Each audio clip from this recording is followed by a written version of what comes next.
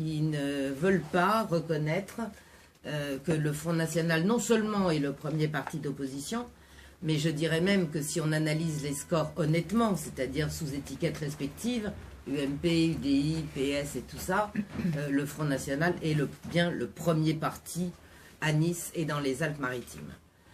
Le choix qui se pose à nos électeurs dimanche soir ici donc, est extrêmement clair. Soit on continue comme ça, avec, je vous engage à vous, on va en parler un petit peu tout à l'heure à notre réunion publique, à vous pencher un petit peu sur les subventions du Conseil général et à la dette, parce qu'après tout, il s'agit toujours, comme à la mairie, comme à la métropole, de l'argent public.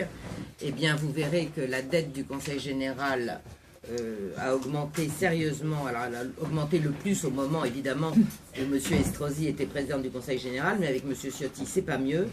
Et j'ai vu même qu'il s'était arrogé une petite 455 000 euros d'amicale de retraite partout, ça. Prévoyance. Oui, mais enfin, tu vois, ça dépend un peu là. Parce que quand on donne 1 000 euros à une association d'handicapés, ce qui est la compétence réelle du Conseil général, et qu'à côté, on balance 450 000 euros pour que ces messieurs puissent avoir une retraite, je trouve que quand même, ça manque un peu de décence. Complément. Voilà, un complément, oui, puisque de toute façon, on a une retraite déjà d'office. Donc, je disais cellule psychologique, et puis je l'ai dit d'ailleurs à une interview de Nice Matin cette semaine, je pense qu'au niveau de la façon de mener une campagne, il va falloir aussi que ça se calme. Parce que moi, je n'accepterai pas qu'on continue à...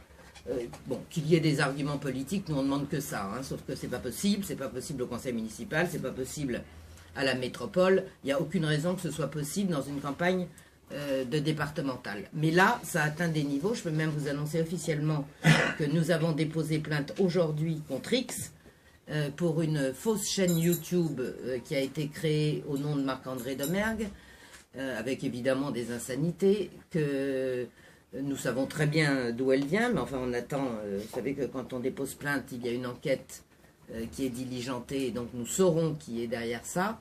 Et moi, je n'accepterai pas, je ne tolérerai pas que le seul argument de la clique Estrosi-Ciotti soit des calomnies et des médisances. Ça suffit, et tant que nous serons là, et nous serons là, il va falloir qu'ils s'y fassent aussi pendant un certain nombre d'années maintenant, eh bien il va falloir que ça s'arrête.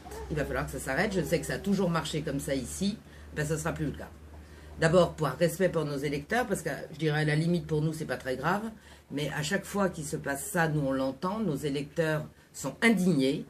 Nous avons entendu encore ce matin des coups bas faits dans le canton de Vence. Et puis, je dirais que c'est partout. Il y a eu de la fraude électorale à Nice 3 dimanche dernier. Donc, Monsieur Estrosi est dans le rôle du vilain troll, je dirais, parce que je ne vois pas d'autres images à lui donner en ce moment. Sauf qu'un troll, ça finit par faire peur et ça finit par se dégonfler. Donc, voilà, ça va s'arrêter là. On verra le résultat que vont nous offrir nos électeurs dimanche.